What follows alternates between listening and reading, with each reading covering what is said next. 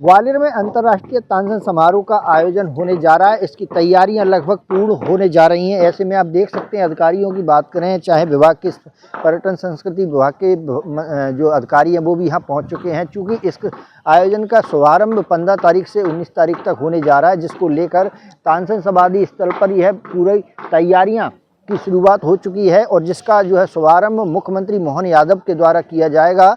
वहीं इस कार्यक्रम की बात करें तो तानसेन संगीत सम्राट के जो कार्यक्रम हैं वो कई चरण में होते हैं और कई तरह से तबला वादकों के द्वारा इसकी प्रस्तुतियां दी जाती है। चाहे बात की जाए तो जिस कार्यक्रम में आकर्षण का केंद्र रहने वाले हैं, सम्मान अलंकार रहेगा। तानसेन का राष्ट्रीय राजा मानसिंह तोमर का सम्मान अलंकार रहेगा। तानसेन केंद्रित पुस्तक स्मारक का लोकार्पण रहेगा। संगीत सभाओं का लाइव चित्रांकन रहेगा।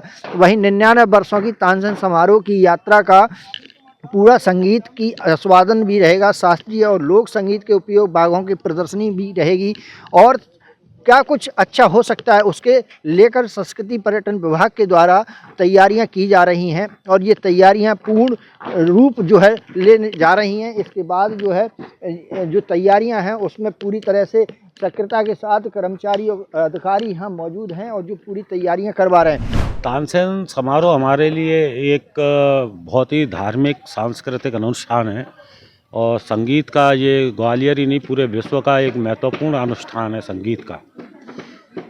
संगीत सम्राट तानसेन ग्वालियर के लिए धरोहर हैं। 100 साल से यह उनकी स्मृति में उर्स के रूप में शुरुआत इस समारोह की हुई थी, जो कि आज विश्व समागम का रूप ले चुका है। तानसेन संगीत समारोह में विश्व के संगीतकार अपनी हाजिरी देने के लिए तरसते हैं और यहाँ पर जो भी मतलब प्रस्तुतियाँ होती हैं वो नई प्रस्तुतियाँ होती हैं जो उन्होंने पूर्व में कहीं उस प्रस्तुति को या उस बंदिश को नहीं दिया है। तानसेन समारोह का 100वां वर्ष हमारे लिए बड़ा गौरव का क्षण है और हमारे जीवन में हम इस पल को देख पा रहे हैं और हमारे पूर्वजों का इसमें जो योगदान रहा है वो अविस्मरणीय है। मेरे पूजनीय दादाजी श्रीलाल जैन साहब 1925 में जब तानसेन उर्स की शुरुआत हुई थी तब वो बाबा कपूर से चादर लेकर यहाँ आते थे। फिर हमारे पिताजी ने इस परंपरा का निर्वहन किया। फिर हम तानसेन समारोह में अपनी सेवाएं देते रहे। आज मेरा बेटा आयुष जैन इस परंपरा का निर्वहन कर रहे हैं और आप जो प्रदर्शनी यहाँ जो तानसेन समारोह के 100वें साल पर देखेंगे, इसमें जितना भी तकनीकी जो डिजिटल की आज जो समकालीन एडवांस टेक्नोलॉजी है, इस सब का समायोजन करना और उसको इस तरीके से कि आप मान के बिस्मिल्लाह खां साहब का फ़ोटो देख रहे हैं, उस पर QR कोड है, तो उन्होंने जैसे ही आप स्कैन करेंगे तो उन्होंने जो प्रस्तुति या तानसेन में दी है वो आपको यहाँ सुनने को मिलेगी। आपने भी बहुत कलेक्ट किया है डाटा। अब ये तो बस ऊपर वाले ने हमको इस काम पे लगा रखा है, कला और संस्कृति पे, तो हम इसको अपना धर्म मानते हैं और हम इसी काम में लगे रहते हैं। तो आज हम तो वो मानते हैं कि हम तो वो मधुमक्खी हैं कि शहद को धीरे धीरे इकट्ठा करते हैं।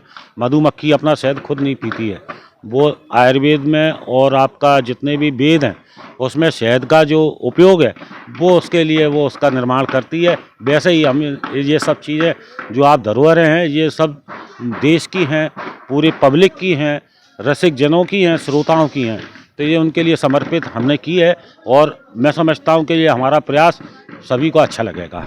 मध्य प्रदेश के सांगीतिक अभिमान तानसेन जी का समारोह आज शताब्दी वर्ष आयोजन शुरू हो जाएगा औपचारिक रूप से, जब गमक श्रृंखला ग्वालियर में प्रस्तुत होगी। इस कार्यक्रम में चंदन दास जो गज़ल गायक हैं उनकी प्रस्तुति आरंभ होगी। 15 तारीख से मुख्य समारोह तानसेन जी के समाधि स्थल पर, जहां आज हम खड़े होकर बात कर रहे हैं, यहां पर आयोजित होगा और इस कार्यक्रम में प्रतिवर्ष की परंपरा और उस प्रतिष्ठा को कायम रखते हुए उच्च स्तर के कलाकारों को बुलाया गया है। जो कलाकार ध्रुपद में या शास्त्रीय गायन में अपना देश भर में नाम या दुनिया भर में नाम रोशन कर चुके हैं, ऐसे कलाकार आए हैं, जैसे रोनू मजुमदार हैं, स्वपन चौधरी जी हैं और अजय चक्रवर्ती जी हैं, आरती अंकलीकर हैं, ऐसे तमाम नाम, शुभा मुदगल जी हैं, तमाम नाम आपको मिलेंगे जो इस विधा में अपना नाम रोशन कर चुके हैं। सर, शताब्दी वर्ष है तो अब की बार क्या कुछ विशेष रखा गया है? कितनी लोकेशंस पे इवेंट हो रहे हैं? शताब्दी वर्ष के बारे में मैं आपको बताना चाहूँगा कि चूँकि पहले ये तय हो गया था कि राष्ट्रीय स्तर पर इसे व्यापक प्राथमिकता प्रदान की जाए, इसलिए हमने विशेष सभाएं आगाज के नाम से शुरू की थी। सबसे पहले हमने जयपुर में, फिर उसके पश्चात बड़ोदरा, खैरागढ़ और बनारस में आगाज श्रृंखलाएं की। अब उन्हीं आगाज श्रृंखलाओं को प्रादेशिकता प्रदान करते हुए मध्य प्रदेश के विभिन्न शहर गुना, शिवपुरी, रीवा समेत जो ऐसे स्थान हैं जिनका सांगीतिक धरोहर से नाता है, वहाँ पर आरंभिक सभाएं की। ये मुख्य समारोह के पहले समाप्त हो चुकी हैं। अब मुख्य समारोह, चूँकि जैसा मैंने आपको बताया है, आज से आरंभ हो जाएगा और कल इसका औपचारिक शुभारंभ होगा। उससे पहले एक 350 से अधिक कलाकारों की एक सिम्फनी की प्रस्तुति ऊपर किला मैदान में ग्वालियर में ही प्रस्तुत की जाएगी, जिसे हम आधिकारिक रूप से एक रिकॉर्ड का दर्जा मिले ऐसा भी प्रयास कर रहे हैं। वजह इसकी यही है कि कल मुख्यमंत्री मोहन यादव के द्वारा इसका शुभारंभ होगा। चूँकि 100 वर्ष पूर्ण लगभग पूरे करने यह संगीत तानसेन समारोह का होने जा रहा है, इसको लेकर उपलब्धि भी अच्छी खासी देखने को मिल रही है। और वहीं बात करें तो संगीतकारों की, तो इसको लेकर काफ़ी रुचि लोगों में दिखाई देती है और यही कारण है कि इसे हर वर्ष की भांति हर साल संगीत समारोह का आयोजन होता है। मनोज चौबे, भारत एक्सप्रेस, ग्वालियर।